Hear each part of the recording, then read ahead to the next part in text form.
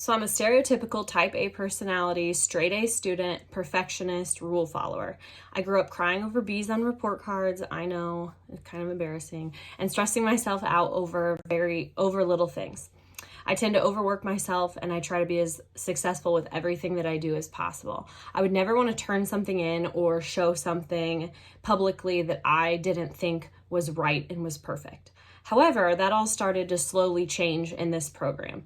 It all started with my pivotal learning experience in IT 500. I read about failing quickly to learn fast, and I was instantly intrigued. So wait.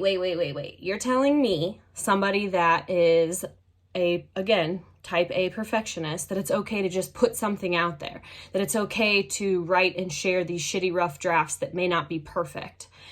The chapter started out in little bets by talking about perfectionism and healthy versus unhealthy perfectionism. Again, talking to me, it was really speaking to me. So Sims discussed prototyping and how it can be a way to fail quickly to learn fast, and how you just put something out there, you get feedback, and then you learn from that feedback.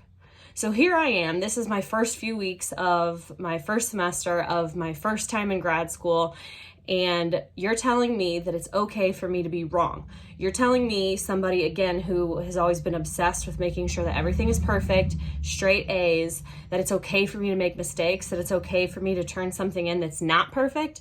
I mean, this is huge for me, but it's also super scary. I'm afraid to put these things out there if they're not perfect and I don't look right and the normal perfectionist that I am. So how would I ever break that? What would I do?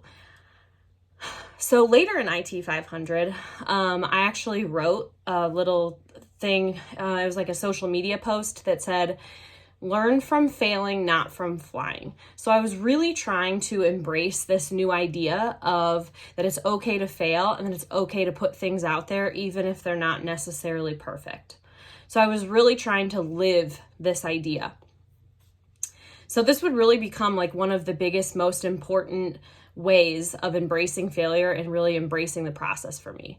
I ultimately trained myself to kind of put myself out there, show my mistakes, show my process. I would document everything, take screenshots, throw it up, and just see what kind of people, how people responded.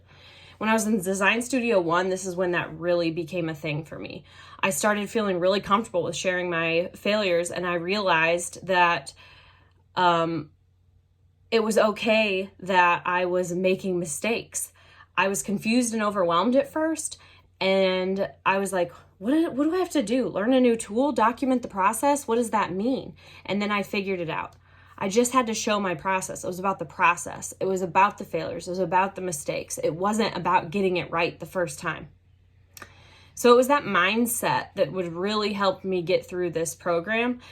And every time I started a new course or a new project, I realized how much the feedback really pushed me forward, and how sharing those mistakes and sharing my failures actually helped move me in the right direction.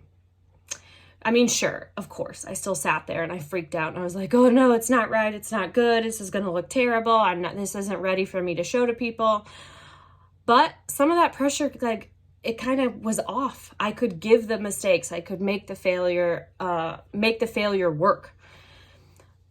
So I knew that I could just kind of go through the process and I could make the mistakes, and then they would get corrected along the way. So through feedback, I knew that even if I made mistakes, I would either eventually figure them out or somebody else would come along and give me some information. So the design process is iterative, and it was forgiving. So it was okay if my objectives weren't right the first time and labeled correctly. It was okay if I forgot to put the directions in a training guide that I was creating. I could still learn from those mistakes. So as I started to trust the process, I really started to trust myself. And I trusted myself to show who I am and to let go of always being this professional, stuffy, type A person, and really just let my personality out. In my narratives, I started to really show my personality and let myself kind of be who I am and not be so stuffy and always write all formally and use academic language. And I realized that being myself and reflecting through my process was just as important as the end product that I was designing. So thinking back to that moment in IT 500 when I read about failing quickly to learn fast and just getting stuff out there, this was really that pivotal moment for me. It really helped shift how I saw myself as a designer and how I saw myself in this program. And I realized that making mistakes was all part of the process, and I needed to be able to let go in order to focus on that process and stop focusing so much on perfection.